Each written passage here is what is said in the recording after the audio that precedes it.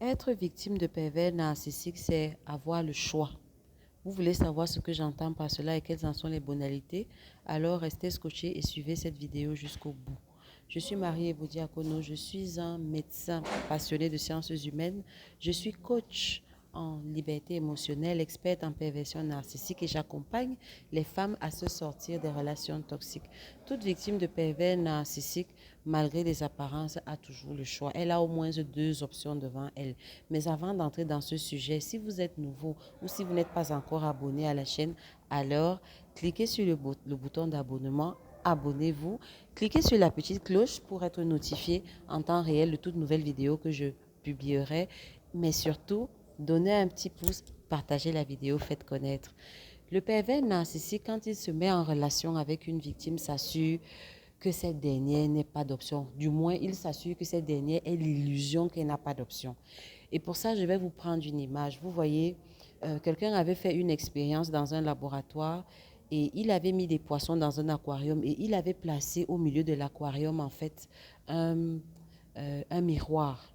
Juste un miroir au milieu de l'aquarium. Ce qui fait que chaque fois, l'aquarium s'est divisé en deux et les poissons sont retrouvés dans une moitié de l'aquarium. Et du coup, ce qui s'est passé, c'est que chaque fois que les poissons venaient vers le milieu de l'aquarium, ils se retrouvaient butés au miroir. Et c'est comme ça que petit à petit, les petits poissons se sont habitués à ne se mouvoir que dans cette moitié-là de l'aquarium. Maintenant, à un moment donné, on a donc retiré, l'expérimentateur a retiré le miroir et il a remarqué que malgré le fait qu'il ait retiré le miroir, les petits poissons restait toujours dans la première moitié de l'aquarium et il n'explorait pas la deuxième moitié. En fait, c'est comme si les petits poissons avaient une ligne invisible qui correspondait strictement à la zone où il y avait le miroir. Est-ce que ça vous parle? C'est exactement ce que le pervers narcissique fait. Le pervers narcissique vient vous trouver.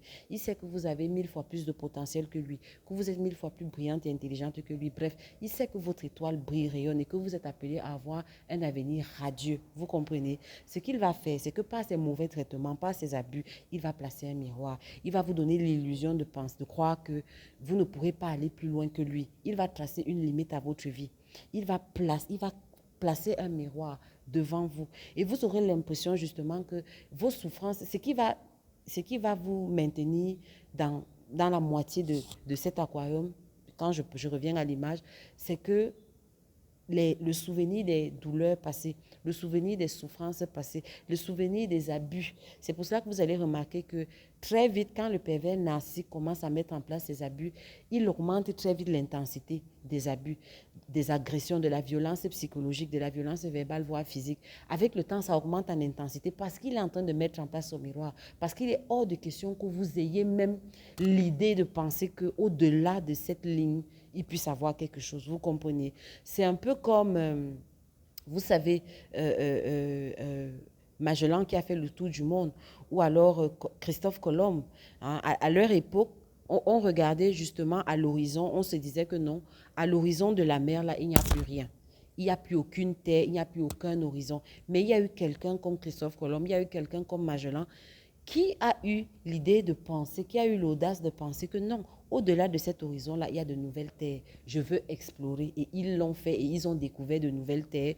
Ils ont découvert pour Christophe Colomb l'Amérique, le continent américain. Vous comprenez? Donc, en fait, c'est ce que le pervers narcissique fait. Et c'est pour cela donc que je dis que la victime du pervers narcissique a un choix. Elle a toujours le choix. Et le choix, c'est lequel? Le choix, c'est deux choses. Soit elle va choisir de croire ce que le pervers narcissique fait et dit dans sa vie, et du coup, on sait ce que cela va impliquer.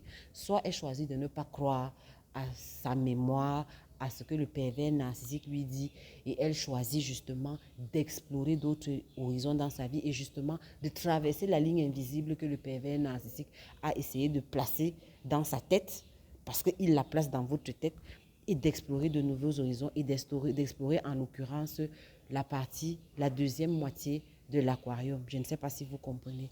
Donc, en réalité, il s'agit de votre destinée. Il s'agit de votre destinée. Il s'agit de votre vie. L'enjeu est véritable et l'enjeu est réel. L'enjeu est essentiel. Il s'agit de votre vie. Comment vous pensez passer les 5 prochaines années de votre vie? Comment tu penses, toi, victime de pervers narcissiques, passer les 10 prochaines années de ta vie? C'est aujourd'hui et c'est maintenant que tu prends cette décision-là. Tout dépend de toi. Si tu choisis de penser ce que le pervers narcissique dit, si tu choisis de croire ce qu'il dit de toi, tu es libre, tu es majeur et vacciné. Sache donc que les 5 prochaines années, les 10 prochaines années auront juste la même coloration que les 5 dernières années que tu viens de vivre avec le pervers narcissique. Et à quoi ressemble, quelle est la couleur des 5 dernières années que tu viens de vivre avec le pervers narcissique? Donne-moi la réponse. Fais juste une règle de toi. Le pervers narcissique n'improvise pas. Au-delà des beaux discours qu'il te sort aujourd'hui, combien de fois t'a-t-il sorti ces beaux discours? Combien de fois t'a-t-il dit qu'il allait changer? Combien de fois a-t-il fait semblant d'être quelqu'un qui était repentant et repenti? Combien de fois vas-tu encore tomber dans ce piège? Combien de fois, toi, je m'adresse à toi, combien de fois vas-tu encore tomber dans son traquenard? Combien de fois vas-tu encore tomber dans son guet-apens? Le choix te revient. Soit tu choisis de tomber à nouveau dans le même trou dans lequel tu es tombé, tu es libre, soit tu choisis de penser que, au-delà de tout ce qu'il peut te dire, il y a des choses nouvelles que tu peux vivre. Tu peux vivre, tu peux expérimenter encore d'autres types de choses et c'est encore possible. Et c'est encore possible. Pourquoi? Pour la simple raison que tu n'es pas la seule à avoir été victime d'un pervers narcissique. Bien d'autres avant toi ont été victimes de pervers narcissiques et pas mal s'en sont sortis et sont devenus de meilleures versions d'elles-mêmes. Pourquoi pas toi? Moi qui te parle, j'ai été victime d'un pervers narcissique, mais regarde où j'en suis. Tu ne penses pas que ce qui m'est arrivé peut t'arriver? À toi de voir. Le choix te revient. Tu es libre. Tu es véritablement libre. Mais sache que le pervers narcissique va détruire ta vie. Il va assécher tes cercles relationnels. Vous pouvez vous référer à la vidéo sur les cercles relationnels. Il va détruire ton tissu social. Il va te mettre dans ces cercles relationnels à lui. Et il va nuire à toute ta capacité, à toute ta propension à t'épanouir dans la vie. Et je terminerai en vous donnant une image. Imagine-toi, mon frère, ma soeur, au soir de ta vie. Imagine-toi à l'âge de 65 ans avec ce pervers narcissique. Regarde tout le chaos qu'il aura semé dans ta vie. Seras-tu fier de toi?